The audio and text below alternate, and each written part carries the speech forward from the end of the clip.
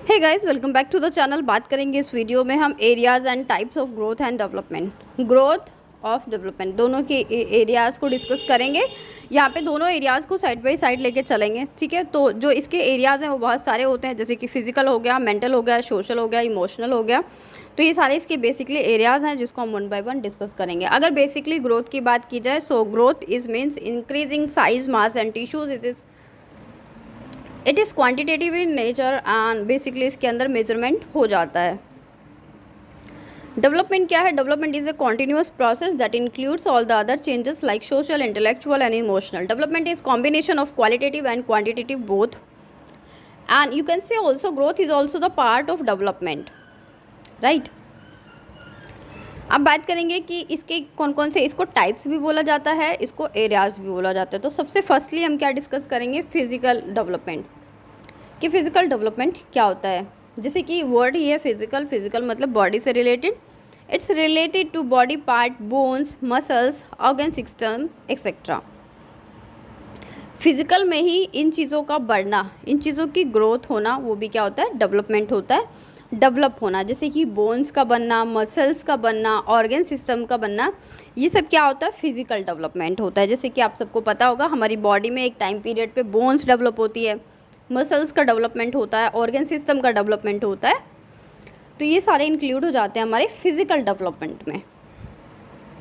अब physical development को भी फर्दर 2 कैटेगरीज में डिवाइड किया गया है, ग्रॉस मोटर स्किल्स और fine motor skill. Gross motor में क्या आता है? देखिए, ग्रोस मोटर में क्या आता है, जैसे कि इसका नेम ही ऐसा है, ग्रोस। ग्रोस मतलब कि लार्ज मसल मूवमेंट। जो बच्चा होता है बचपन में सबसे पहले वो क्या सीखता है? सिटिंग सीखता है, क्रॉलिंग सीखता है, रनिंग सीखता है, जंपिंग करता है। तो वहाँ पे क्या है? उसकी लार्ज मसल्स यूज़ कर रही है। जैसे कि अगर बच्चा बैठ रहा है या क्रॉलिंग कर रहा है, क्रॉलिंग में उसके हाथ यूज़ हो रहे हैं, पैर यूज़ हो रहे हैं, उसका सिर यूज़ हो रहा है, उसकी जो धड़ वाला एरिया वो सब यूज़ हो रहा है। तो इसमें क्या है?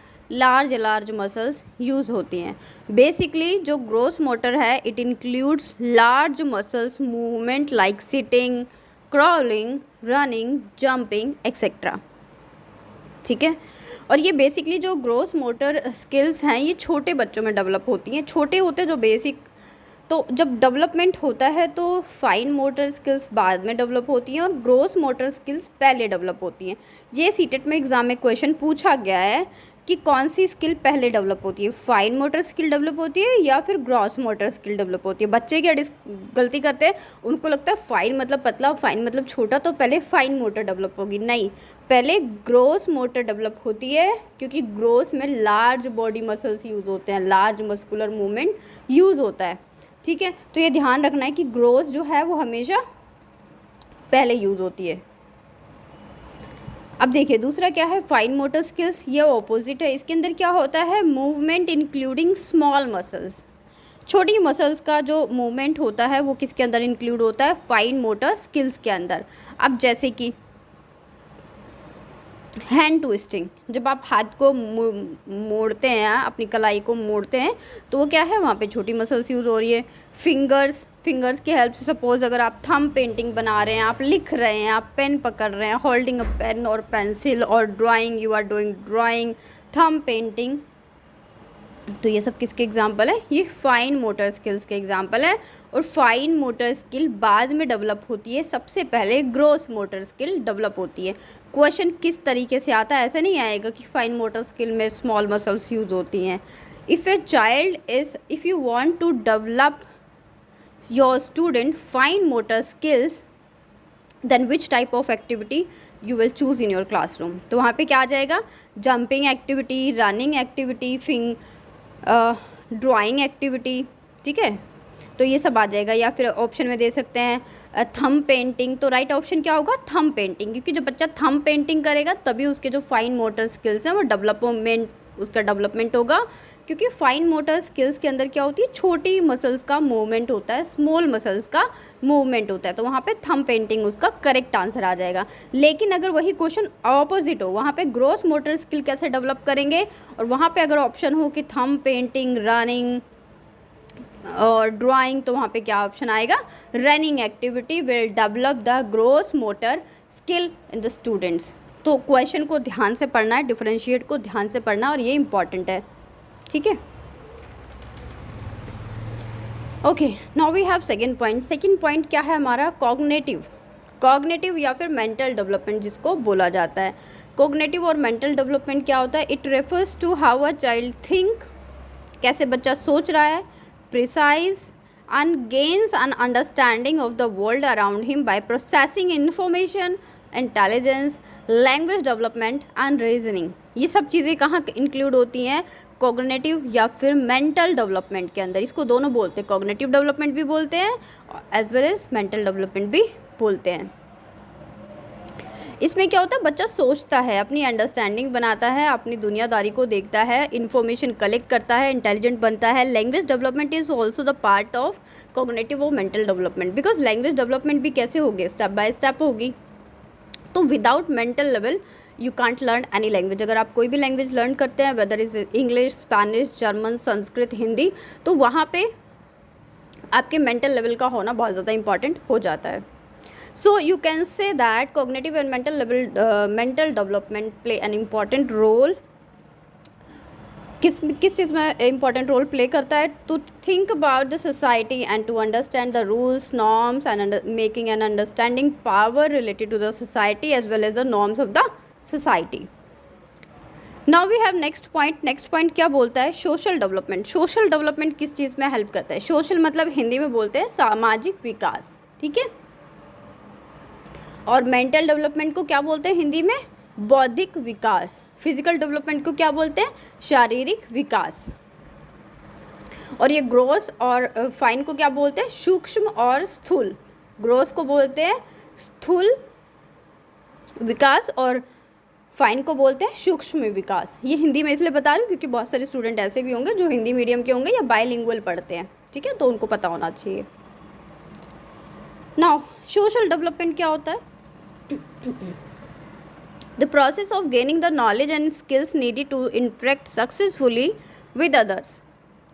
जब हम दूसरों से स्किल्स को एक्वायर करते हैं, सीखते हैं सक्सेसफुली अपनी सोसाइटी में, तो उसको क्या बोलते हैं? Social development. जैसे कि आप बाहर जाते हैं, लोगों को खाना खाते हुए देखते हैं और उनसे ये सीख लेते हैं कि किस तरह बैठ के खाना खाना है। लोगों से बात करना आप सीख लेते हैं। कोऑपरेशन आप कैसे सीखते हैं? With the help of social development. आप हेल्प करना कैसे सीखते हैं? With the help of social development. तो आपको पता होगा कि बहुत सारी चीज़ें ऐसी हैं, जैसे कि इमोशनल अटैचमेंट भी। आप अपनी सोसाइटी में रहते हैं, अगर वहाँ पे सब लोग एक दूसरे की हेल्प करते हैं तो आपका नेचर भी हेल्पिंग हो जाता है। अगर वहाँ पे सब लोग एक दूसरे से लड़ाई झगड़ा करते हैं तो धीरे धीरे आप भी वैसे ही बन जाते हैं।